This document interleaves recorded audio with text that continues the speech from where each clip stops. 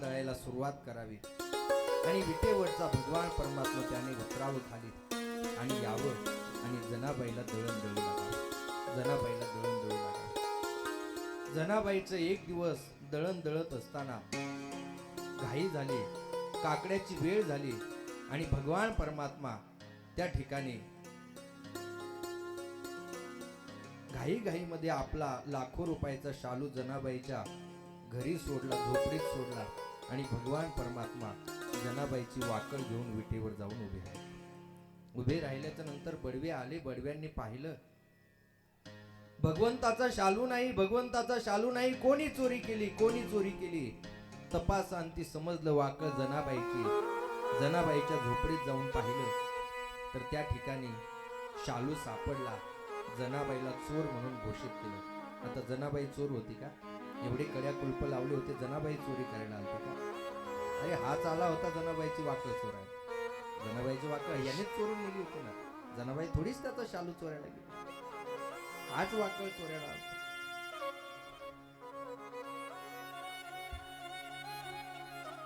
जनाबाईला चोर ठरवण्यात आलं आणि आता जनाबाईला शिक्षा ठरवली शुळावर देण्याची. शुळावर देण्याची शेवटची इच्छा विचारली. जने, काय तुझी शेवटची इच्छा? काय तुझी शेवटची इच्छा? त्यावेळी जनाबाईने सांगितलं, काहीच नाही, एकदा त्याला भेटायचं नाही, त्याला भेटायचं. जनाबाईला भगवंताच्या रावळात उभं करण्यात आलं. जनाबाईने भगवंताच्या रावळात उभी आहे, भगवंताच्या हात कटेवर आहेत, भगवान परमात्म्याची मान खाली आहे, भगवान परमात्मा खाली पाहतात. ओव्या गाऊनी स्वरात दासी जनीच्या घरात दळण दळीले सख्या श्री हरी आळ चोरीला माझ्या घरी आळ चोरीला माझ्या घरी असा कार्य पांडुरंगा केलास का अलंकार विसरून गेलास देवा वाकली तू अंगावरी वाकळली तू अंगावरी आळ चोरीचा माझ्या घरी आळ चोरीचा माझ्या घरी. जनाबाई रावळात उभी आहे. जनाबाईने आपला पदर कमरेला खोचलाय. भगवान परमात्मा विटेवरती उभे आहेत, हात कटेवर आहेत, भगवंताची मान खाली आहे. जनाबाई रावळात उभी आहे. जनाबाई भगवंताकडे पाहते आणि म्हणते, अरे अरे विठ्या, मूळ मायेच्या कारट्या, तुझं गेलं मड, तुला पाहून काल रड. उभी राहोनी अंगणी आणि शिव्या देते दासी जनी. जनाबाई रावळात उभी आहे आणि भगवंताला शिव्या देते, भगवंताला शिव्या देते. भगवंताची मान खाली आहे. ऐका, खूप सुंदर आहे. भगवंताची मान खाली आहे. भगवान गालातल्या गालात हसतात, गालातल्या गालात हसतात आणि हळूच जनीकडे पाहतात आणि म्हणतात, जने, किती सुंदर शिव्या देते जने, किती सुंदर शिव्या देते. आणखी 2-4 शिव्या येऊ दे ना जरा, आणखी 2-4 शिव्या येऊ दे.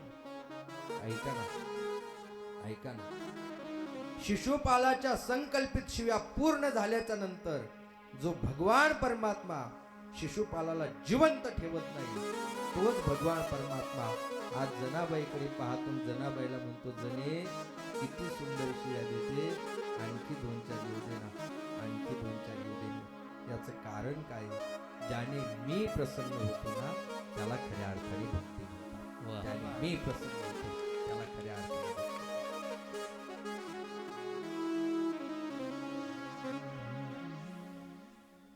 भगवान परमात्मा लखनजी जानकी आश्रमामध्ये बसलेले, दोघेही बसलेले आहेत.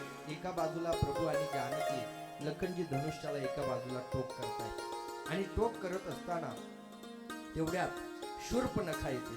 शूर्पणखा कोण आहे? शूर्पणखा रावणाची बहीण आहे. शूर्पणखा म्हणते हा सुंदर आहे, याच्याशी मला विवाह करायचा आहे. म्हणून शूर्पणखा एका सुंदर स्त्रीचं रूप धारण करते आणि शूर्पणखा येते, प्रभूच्या समोर उभी राहते आणि प्रभूला विचारते, कोण आहे तू, कोण आहे तू, कोण तू, कुठला राजकुमार, देह वाहिला तुला श्यामला, कर माझा स्वीकार. कोण तू, कुठला राजकुमार, कोण आहे तू, कुठला आहे, सुंदर दिसतोय राजकुमार. मी सुद्धा सुंदर आहे, परंतु तुझ्या शेजारी ही जी बसलेली ना, ही मात्र तुला शोभत नाही. मी तुला शोभणारी, ही शोभत नाही, मी तुला शोभणारी. त्यावेळेस प्रभू जानकीकडे पाहतात आणि म्हणतात, काय करावं, माझी सुद्धा खूप इच्छा आहे, पण ही सही देत नाही ना. ही सही देत नाही ना. हिने सही दिली तर लगेच होईल, सही देत नाही. प्रभू म्हणतात, तो समोर जो बसलाय ना, तो समोर, तो माझा भाऊ आहे आणि तो कुवार आहे. आता लखन कुवारा होता का, पण आता ही तरी कुठं सुंदर होती. लटक्या तुक्या लटक्या भावे ही खोटीच होती ना. हा जो प्रभू सुद्धा खोटं सांगतो. तो समोर बसलाय ना, तो माझा भाऊ आहे, तो कुवार आहे म्हटले. त्याच्याकडे जा. लखनजीकडे पाहतात. लखनजी बाणाला टोक करत असतात. लखनजी खाली पाहतात, तिच्याकडे पाहत सुद्धा नाही. आणि लखनजी म्हणतात, वाह, काय सुंदर आहे शूर्पणखे तू, काय सुंदर आहे. ती म्हणते, माझ्याकडे पाहतही नाही आणि मला सुंदर म्हणतो. त्यावेळेस लखनजी म्हणतात, जोपर्यंत मी तुझ्याकडे पाहत नाही तोपर्यंत तुझी सुंदरता टिकून आहे, कारण मी वैराग्य आहे आणि तू माया आहे. मी जर तुझ्याकडे चांगलं पाहिलं ना, तर तुझं खरं रूप प्रगट केल्याशिवाय राहणार नाही. तू मायावी रूप घेऊन आली, मी वैराग्य, मी तुझ्याकडे पाहत नाही तोपर्यंतच बरे नको. लखनजी म्हणतात, मी सेवक आहे. सेवकाने सुखाची कधी इच्छा करायची नसते, भिकाऱ्याने सन्मानाची कधी इच्छा करायची नसते, व्यसनी माणसाने धनसंचय करायची कधी इच्छा करायची नसते आणि त्या ठिकाणी व्यभिचाराने शुभ गतीची कधी इच्छा करायची नसते. सेवक आहे ना, सेवकाने सुखाची इच्छा करायची नसते. मी सेवक आहे, त्यांचा सेवक आहे. जर तू माझ्याशी लग्न केलं तर तुला सुद्धा सेवा करावी लागेल.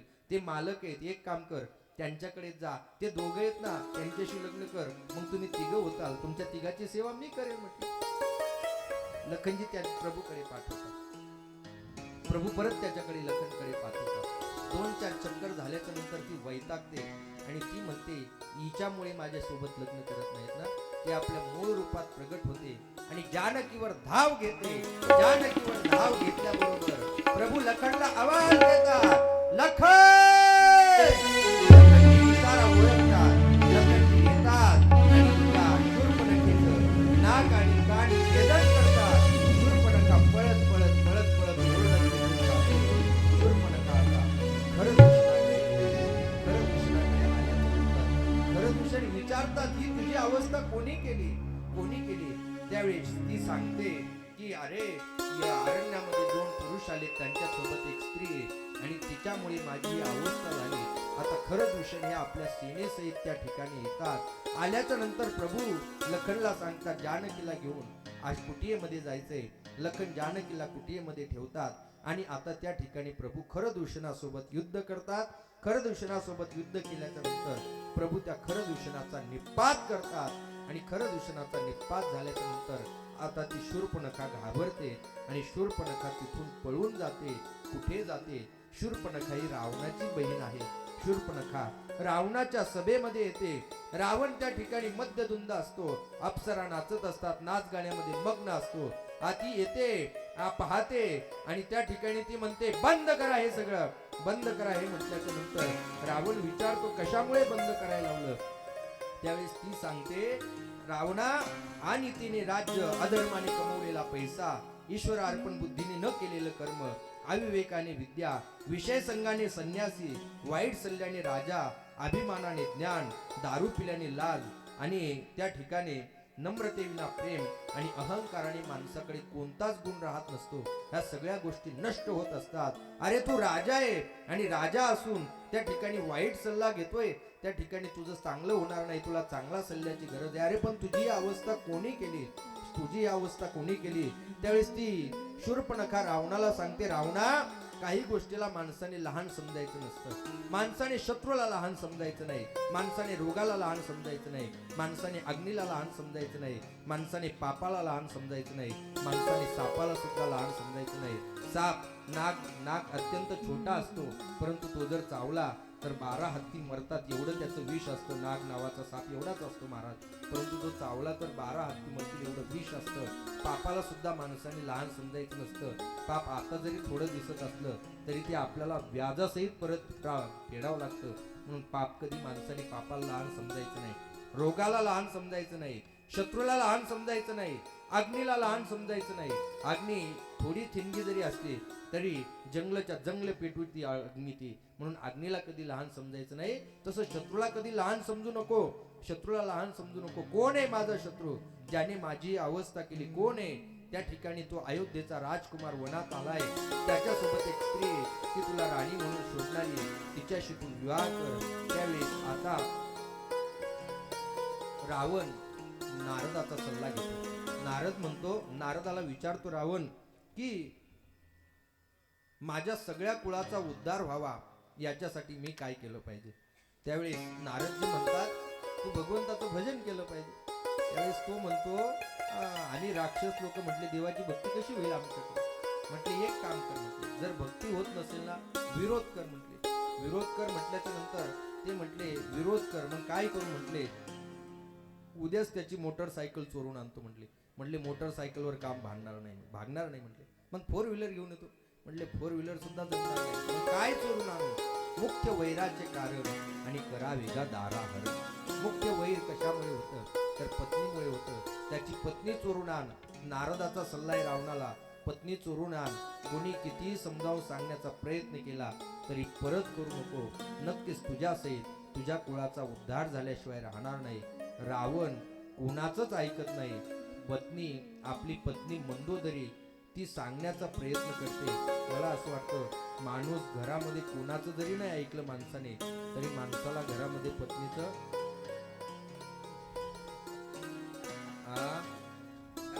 ऐकावंच लागतं ना महाराज. नाही ऐकून करता काय, तुम्हाला भाकर भेटणार नाही नाही ऐकलं तर. रावण आपल्या सौभाग्यवतीचं सुद्धा ऐकत नाही, सौभाग्यवतीचं सुद्धा ऐकत नाही. याचं कारण काय. रावणाचा नारदाच्या शब्दावर विश्वास आहे. संतांची पायी माझा विश्वास, सर्व त्या ठिकाणी रावणाचा विश्वास आहे. रावण आता आपल्या मामाकडे येतो आणि मामाला म्हणतो, मामा तुमचं मरण निश्चित झालंय. रावणाचा मामा कोण, मारीच मामा. मारीच मामा येतो. महाराज इतिहासामध्ये असे बरेच मामा झालेत ज्यांनी आपल्या भाषेची वाट लावली. असे बरेच मामा आहेत. मारीच मामा, कंस मामा, शकुनी मामा. तुम्ही आहेत ना कोणाचे तरी. मारीच मामाकडे येतो, म्हणतो मामा तुम्हाला हरण व्हायचंय, हरण होऊन त्या ठिकाणी जायचंय. त्यावेळेस मारीच मामा म्हणतो, अरे त्यांच्या नादी लागू नको. 15 वर्षाचं वय होतं त्यावेळेस मला बिन फुलाचा बाण मारला. 400 योजन या ठिकाणी समुद्राच्या काठावर झोपून दिले. आता तर प्रभूचं वय पूर्ण झालं असेल, 41 वर्षाचे झाले असतील. कारण 15व्या वर्षी लग्न झालं, 12 वर्ष अयोध्येत राहिले, 14 वर्षाचा वनवास म्हणजे पूर्ण बेरीज होती 41. आता ते पूर्ण मोठे झाले असतील, त्यांच्या नादी लागू नको. त्यावेळेस त्या रावणाने सांगितलं, मामा जर तुम्ही हरण झाले नाही तर मी तुम्हाला मारतो, आणि जर हरण झाले तर प्रभू तुम्हाला मारतात. मरायचं कोणाच्या हातून हे तुम्ही ठरवायचं. ऐका, प्रपंच केला तरी मरण आहे आणि परमार्थ केला तरी. प्रपंच केल्यावर सोनं होणार आहे नाही ना. प्रपंच केला तरी मरणच आहे आणि परमार्थ केला तरी मरणच आहे. मग प्रपंच करून मरण्यापेक्षा परमार्थ करून मरण काय वाईट आहे महाराज, काय वाईट आहे. नाव तरी होईल ना इतिहासामध्ये, नाव तरी होईल. तो मारीच म्हणतो, माणसाने काही लोकांशी विरोध करायचा नसतो. शस्त्रधारकाशी, मर्म जाणणारा, स्वामी, मूर्ख, धनवान, वैद्य, भाट, कवी आणि स्वयंपाकी या 9 जणांशी माणसाने कधी विरोध करायचा नसतो. भाटाशी कधी विरोध करायचा नसतो. काय आडनाव ठेवतील सांगता येत नाही मला. त्या भाटाशी, कवीशी कधी विरोध करायचा नाही. वैद्य ना डॉक्टर, डॉक्टरला कधी माणसाने विरोध करायचा नाही. कधी कोणते इंजेक्शन देतील, वरचं तिकीट काढतील सांगताच येत नाही ते डॉक्टर. स्वयंपाकाशी कधी माणसाने विरोध करायचा नाही. स्वयंपाकाशी, स्वयंपाकी माहिती आहे ना, तुमच्या घरात कोण करतो स्वयंपाक? हा, स्वयंपाकाशी विरोध करायचा नाही, जमलं तर आरती करायची रोज. जय देव जय माझी बायको, जे जे सांगेल तुझे जे सांगेल ते मी मनापासून ऐकू. बरे नाही हा, आरती करायची तुमची रोज, विरोध करायचा नाही महाराज. तो म्हणतो विरोध करायचा नाही, आणि आता तो मारीच सुवर्ण मृग होतो. जानकी कुटियेच्या बाहेर बगीचा आहे, त्या बगीचेमध्ये फुले तोडत असते. एक एक फूल तोडून त्या टोपलीत टाकत असते. तेवढ्यात तो हरिण येतो. हरिण येतो, टुनुक टुनुक टुनुक टुनुक टुनुक टुनुक टुनुक टुनुक उड्या मारीत येतो. कधी दिसतो कधी लपतो, कधी दिसतो कधी लपतो, कधी दिसतो कधी लपतो. जानकी ते पाहते. जानकी कुटियेमध्ये येते. प्रभू कुटियेमध्ये बसलेले असतात. जानकी प्रभूचा हात पकडते, प्रभूला बाहेर घेऊन येते, हरणाकडे बोट दाखवते आणि काय म्हणते?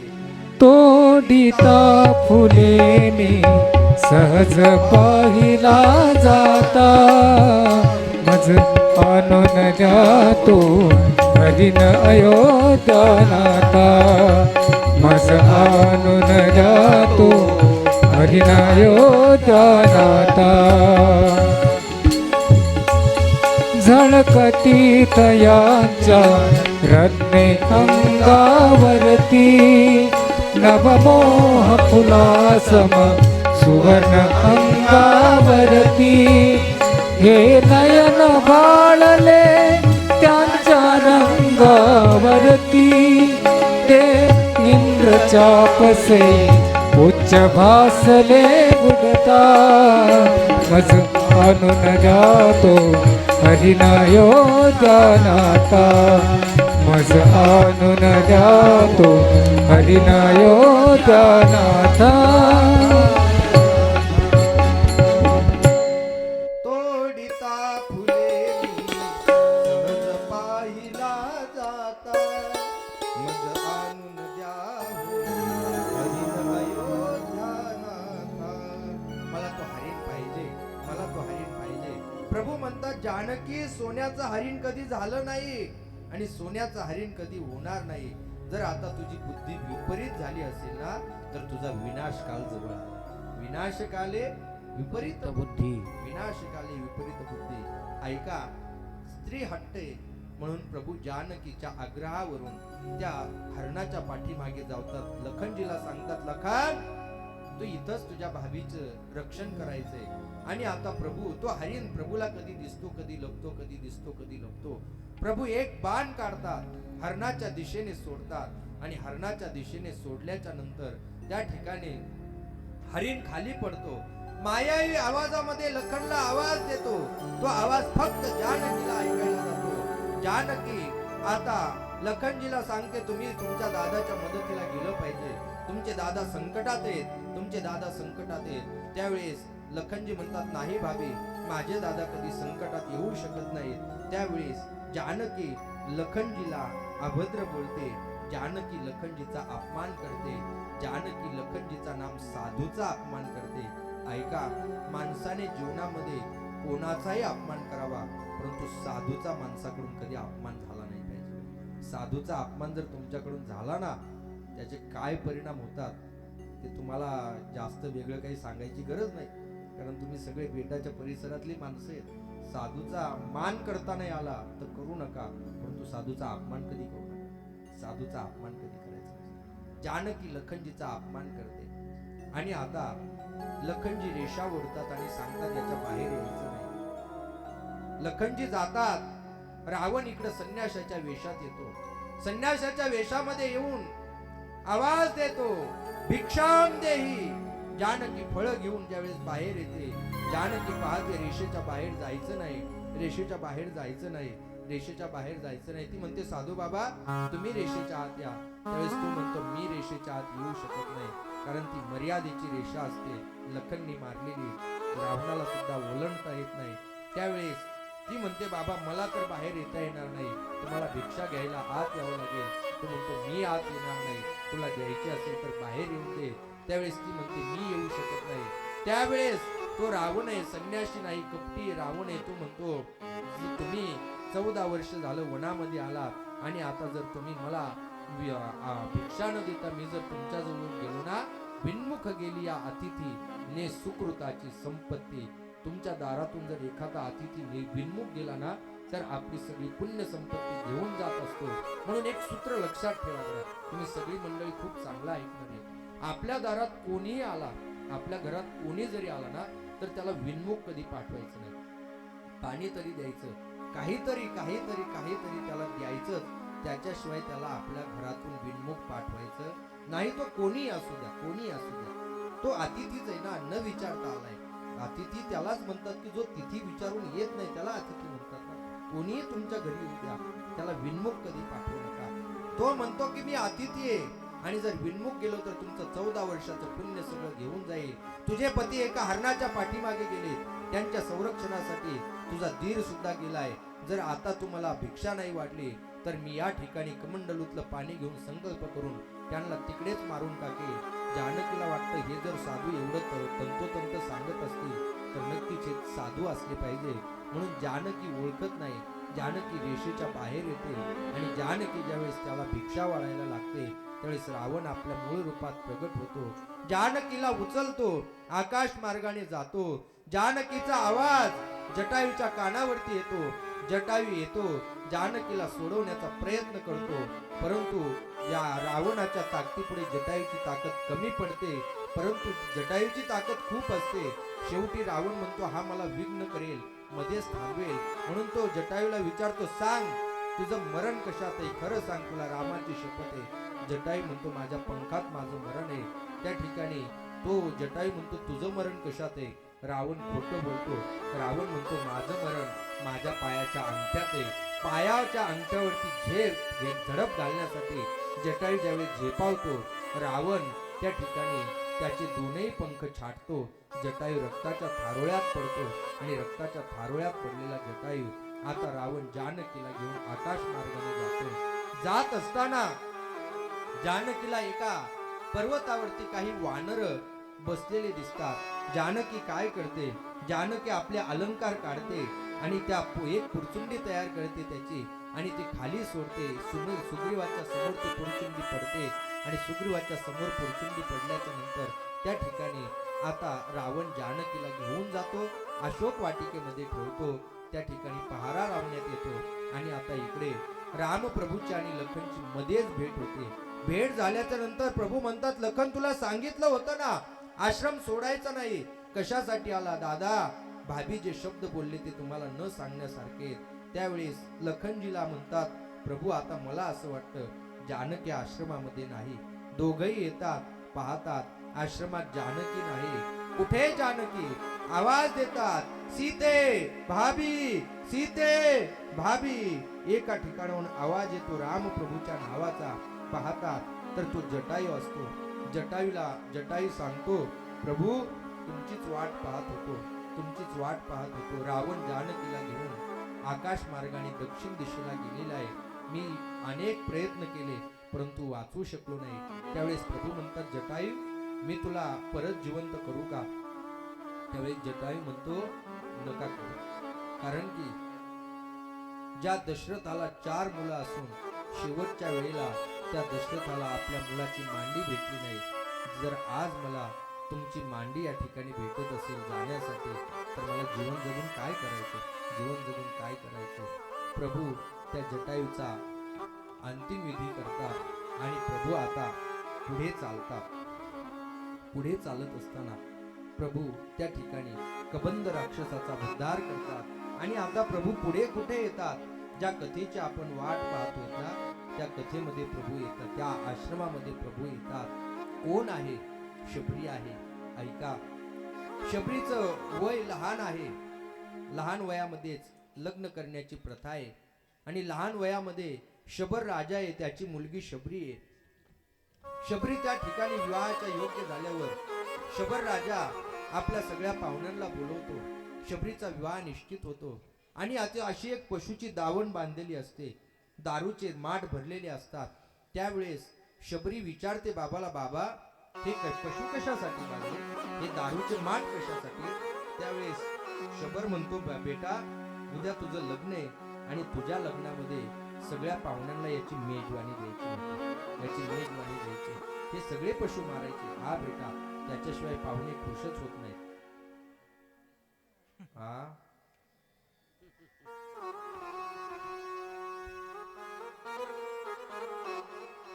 अरे, जे दुसऱ्याचा जीव घेत असतील आणि त्याच्यावर आपलं पोट भरत असतील, अशा पाहुण्यापेक्षा आपल्या पुरी तशाच ठेवा महाराज. लग्न करूच नका. काय गरज आहे? असे पाहुणे जोडूच नका. काहीच उपयोगाचे नाही ते पाहुणे. शबरीचं वय लहान आहे. शबरी विचार करते, माझ्यामुळे जर या पशूंची हत्या होत असेल तर मी लग्नच न केलेलं बरं. लग्नच न केलेलं बरं.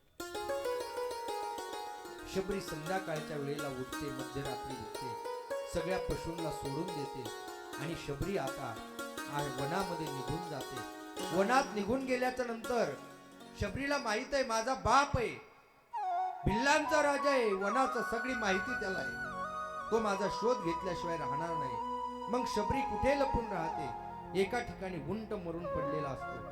त्या उंटाची दुर्गंधी सुटलेली असते. शबरी त्या उंटाचा आश्रय घेऊन त्या ठिकाणी थांबते. कोणीही त्या उंटाकडे येत नसतं. शबरीला माहित आहे की जर मी या ठिकाणी थांबले नाही तर माझा बाप मला परत शोधेल आणि परत माझं लग्न लावून देईल, परत पशूंची हत्या होईल. मग शबरी म्हणते, तिकडे पशूंच्या हत्या होण्यापेक्षा, माझ्यामुळे तिकडं पशु मारले जाण्यापेक्षा इथं मेलेल्या उंटापाशी थांबायला काय अडचण आहे? मेलेल्या उंटापाशी थांबायला काय अडचण आहे? शबरी त्या ठिकाणी थांबते. उग्र वासामुळे कोणीच तिथे जात नाही. शबरी एखाद्या हिंस्र पशुने तिला मारलं का काय म्हणून शोधाशोध थांबते. आणि आता शबरी काय करावं, काय करावं? मातंग ऋषीचा आश्रम आहे. ऋषी तर माझी सेवा घेऊ शकत नाहीत. मग एका दाट पाल्याचा झाड शबरी पाहते, त्याच्यावरती बसायला खोपा बनवते, राहायला खोपा बनवते.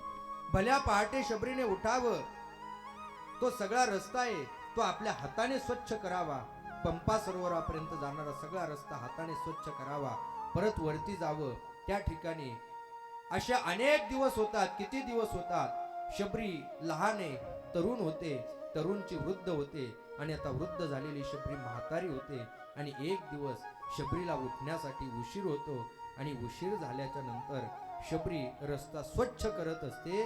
तेवढ्यामध्ये मातंग ऋषी येतात. मातंग ऋषी सगळ्या शिष्यासहित पंपा सरोवरावरती स्नानासाठी जात असतात. काहीतरी हालचाल दिसते. मातंग ऋषी विचारतात, कोण आहे, कोण आहे, कोण आहे? म्हटल्याच्या नंतर त्या ठिकाणी ती शबरी थरथर कापते. बाबा, मी शबर राजाची मुलगी शबरी आहे. इतक्या दिवस हा रस्ता कोण साफ करत होतं?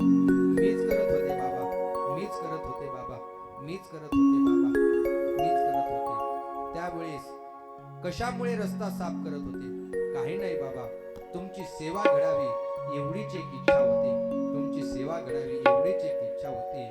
त्यावेळेस आता सगळे शिष्य म्हणतात, बाबा, अरे ही भिल्लाची आहे, हिने आपली सेवा केली, हिच्यामुळे आपल्या कर्माला बाध आला.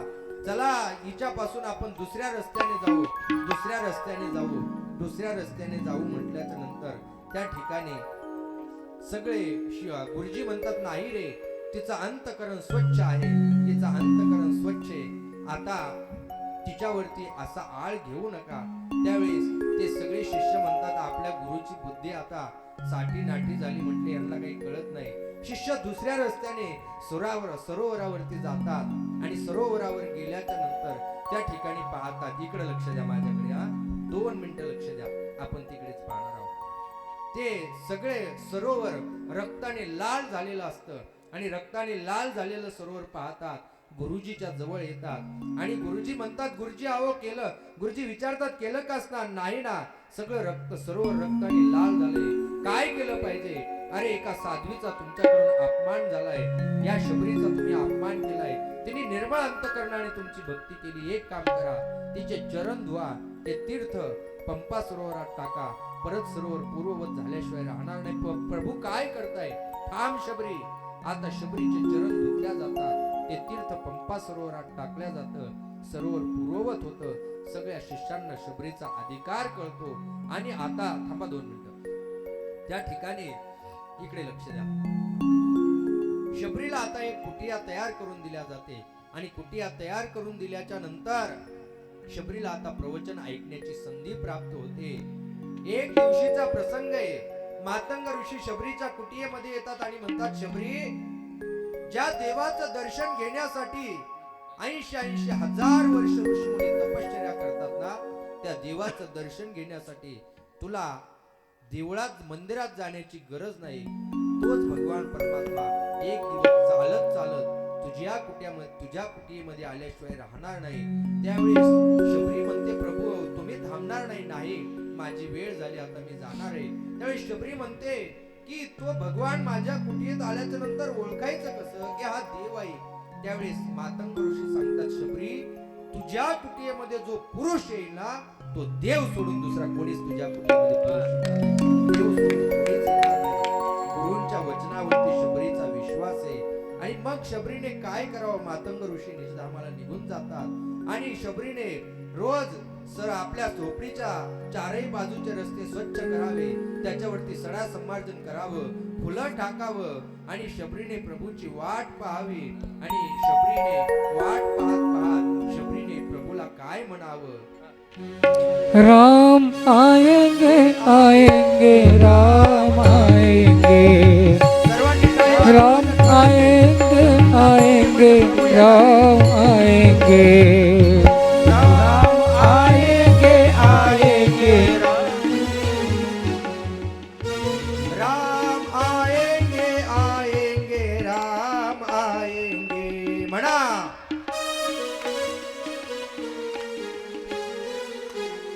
आवाज आवाज, राम आएंगे आएंगे राम आएंगे.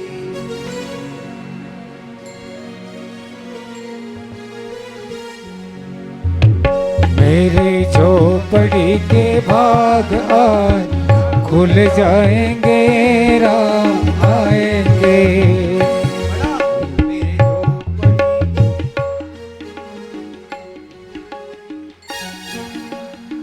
जेवण केलं ना तुम्ही, म्हणा ना, मेरे झोपड़ी के भाग आज खुल जाएंगे राम आएंगे.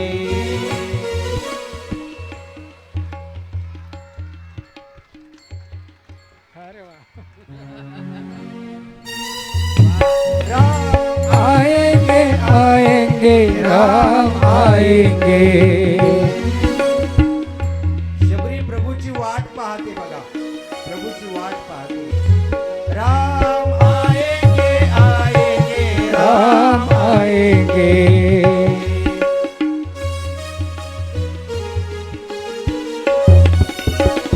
हो मेरे झोपड़ी के भाग आज खुल जाएंगे राम आएंगे, मेरे झोपड़ी के भाग आज खुल जाएंगे राम आएंगे.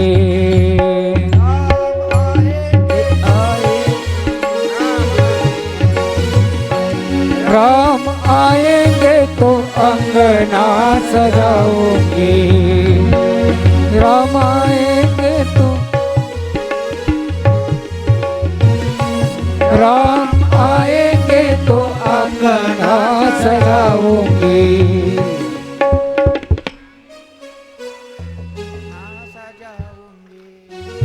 दीप जला के दिवाली मैं मनाऊंगी.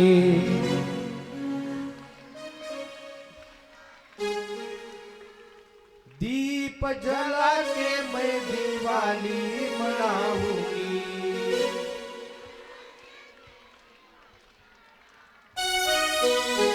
मेरी झोपड़ी के भाग आप बिखर जाएंगे राम आएंगे, झोपड़ी के भाग आप खुल जाएंगे राम आएंगे.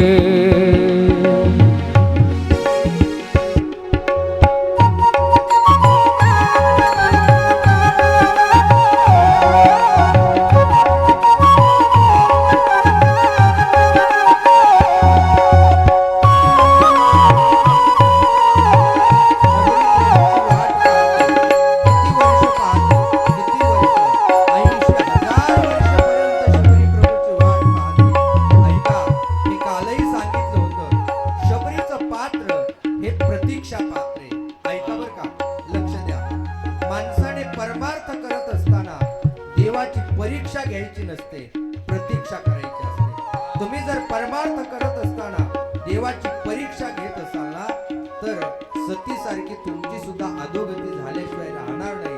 पण जर प्रतीक्षा करत असाल तर शबरी सारखं एक दिवस देव सुद्धा तुमच्या झोपडीत आल्याशिवाय राहणार नाही. एक दिवस राम आएंगे राम आएंगे राम आएंगे आएंगे राम आएंगे हो मेरे झोपड़ी के भाग आज खुल जाएंगे राम आएंगे मेरे झोपड़ी के भाग खुल जाएंगे राम आएंगे मेरे झोपड़ी के बाहर खुल जाएंगे राम आएंगे. शबरी प्रभूची वाट पाहते. आश्रमात या कधी रे येशील रामा रघुनंदना. शबरी वाट पाहते आणि काय शबरीचा भाग्योदय होतो. शबरी मनामध्ये विचार करते, जेव्हा प्रभू माझ्या जवळ येतील ना, प्रभू ज्यावेळेस येतील त्यावेळेस मी काय करेल. ज्यावेळेस प्रभू माझ्या आश्रमात येतील त्यावेळेस मी त्यांना खाण्यासाठी गोड गोड बोरं खायला देईल. त्यांच्यासोबत लक्ष्मणाचं सुद्धा दर्शन होईल. जब मेरे राम जी का आवन होगा शबरी के कुटियों का पावन होगा. आएंगे रघुराय तब मैं आसन पे बिठाऊंगी. मीठे मीठे बेर अपने हाथों से खिलाऊंगी. साथ साथ लखन जी का दर्शन होगा शबरी के कुटियों का पावन होगा. शबरी वाट पाहते आणि त्या ठिकाणी प्रभू येतात आणि आवाज देतात, माँ म्हटल्याच्या नंतर शबरी म्हणते, मैं तो किसी की माँ नहीं हूँ. मुझे कौन माँ कह के पुकार रहा है. जगाचा बाप आणि जगाची आई असणारा भगवान आज शबरीला माँ म्हणून पुकारतोय, माँ म्हणून आवाज देतोय. शबरी बाहेर येते आणि शबरी पाहते प्रत्यक्ष भगवान आलेले असतात. आणि आता शबरीच्या आनंदाला पारावार राहत नाही. काय करावं काही नाही शबरीला कळत नाही. काय करावं काय नाही शबरीला कळत नाही. शबरी आनंदामध्ये शबरीला आता प्रभूची पूजा करायची असते. ऐका गड्या इकडे लक्ष द्या माझ्याकडे पण. शबरीला प्रभूची पूजा करायची असते. ऐका, शबरीला प्रभूचे चरण धुवायचे असते. परंतु शबरीकडे कोणत्याही प्रकारचं पात्र नाही. तहान लागली पंपा सरोवरावर जावं, ओंजळीने पाणी प्यावं. भूक लागली झाडाचे फळ तोडून खावे. एकही पात्र शबरीच्या घरात नाही. ऐका, शबरीकडे प्रभूचे चरण धुण्यासाठी कोणत्याच प्रकारचं पात्र नाही. परंतु शबरीकडे प्रभूचे चरण धुण्याची पात्रता आहे. शबरीकडे प्रभूचे चरण धुण्याची पात्रता आहे. मला असं वाटतं आपल्याकडे पात्र भरपूर आहेत. पात्रता आहे का नाही विचार करावा लागेल आपल्याला. शबरी काय करते. शबरी प्रभूच्या चरणाखाली आपला हात ठेवते आणि आपल्या डोळ्यातील अश्रूने प्रभूचे चरण धुते, ते तीर्थ घेते. शबरी प्रभूला ते बोरं खायला देते. प्रभू बोरं खातात. लखनजी मात्र बोरं फेकून देतात. त्यावेळेस प्रभू म्हणतात, लखन का बोरं खात नाही. लखन म्हणतो, प्रभू तुम्ही सुद्धा खाऊ नका. ती बोरं पहा म्हटले, सगळे कुरतडलेले बोरे. त्यावेळेस प्रभू पाहतात आणि शबरीला विचारतात, का ग शबरी हे बोरं सगळे कुरतडलेले काय? त्यावेळेस शबरी म्हणते, प्रभू सगळे बोरं गोड आहेत. एक सुद्धा बोर तुरट किंवा आंबट नाही. मी सगळे चाखून पाहिले ना, म्हणून हे बोरं कुरतडलेले आहेत. शबरीच्या अंतकरणातला भाव आहे थोर प्रेमाचा भुकेला हाची दुष्काळ तयाला. ऐका महिमा आवडीची बोरे खाय लगीची. त्या ठिकाणी प्रभू शबरीचे बोरं खातात आणि आता प्रभू शबरीला विचारतात, आम्ही जानकीचा शोध घेण्यासाठी काय केलं पाहिजे. शबरी म्हणते, प्रभू तुम्ही इथून पुढे पंपा सरोवरावर गेलं पाहिजे. तिथे ऋषमुख पर्वतावरती सुग्रीव आपल्या मंत्र्यासहित राहतो, त्याची तुम्ही सहायता घेतली पाहिजे. त्यावेळेस प्रभू म्हणतात, आता मी निघतो. तेवढ्यात शबरी म्हणते, नाही प्रभू अगोदर मी जाणार. तुमची वाट पाहत इथं थांबले होते ना, अगोदर मी जाणार. शबरी योग अग्नीने आपला देह अग्नीला समर्पित करते. तेव्हा त्याच्या अगोदर प्रभू शबरीला नवविधा भक्ती देतात. प्रथम भगती संतन कर संगा, दुसरी रती मम कथा प्रसंगा, गुरुपद पंकज सेवा, तिसरी भगती अमान, चौथी भगती मम गुणगण, कपट करई तेजी गान, मंत्र जाप मम दृढ विश्वासा, पंचम भजन वेद प्रकाशा, छटदम शील विरती बहु कर्मा, निरत निरंतर सज्जन धर्मा. 9 प्रकारची भक्ती दिल्या जाते. शबरी योगाग्नीने आपला देह समर्पित करते आणि आता प्रभू तिथून पुढे पंपा सरोवरावर येतात. आणि आता पुढे काय होते कथा भाग पाहणार आहोत. परंतु तत्पूर्वी फार मोठ्या प्रेमाने एकदा सर्वांनी भगवंताचं भजन करायचं. ज्ञानदेव तुकाराम, ज्ञानदेव तुकाराम, देव तुकाराम, ज्ञानदेव तुकाराम, ज्ञानदेव तुकाराम, ज्ञानदेव तुकाराम, देव तुकाराम, ज्ञानदेव तुकाराम, तुकाराम तुकाराम, ज्ञानदेव तुकाराम, तुकाराम तुकाराम, ज्ञानदेव ज्ञानदेव तुकाराम, ज्ञानदेव तुकाराम, ज्ञानदेव तुकाराम, ज्ञानदेव तुकाराम, ज्ञानदेव तुकाराम, ज्ञानदेव तुकाराम,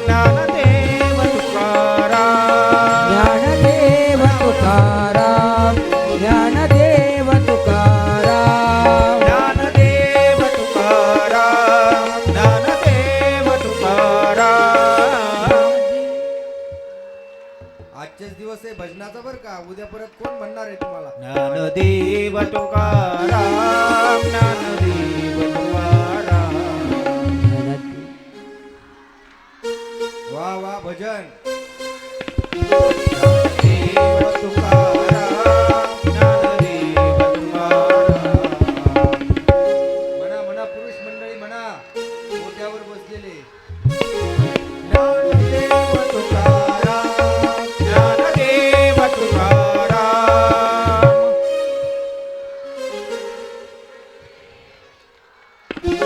ज्ञानदेव तुकाराम, ज्ञानदेव तुकाराम.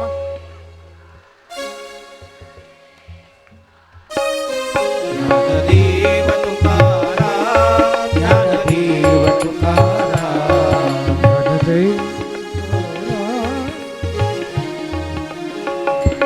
ज्ञानदेव तुकाराम, ज्ञानदेव तुकाराम.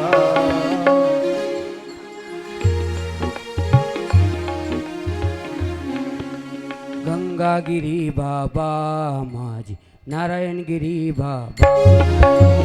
गंगागिरी ताली, बाबा, ताली, एक साथ. नारायणगिरी बाबा, गंगागिरी बाबा माझी, नारायणगिरी बाबा.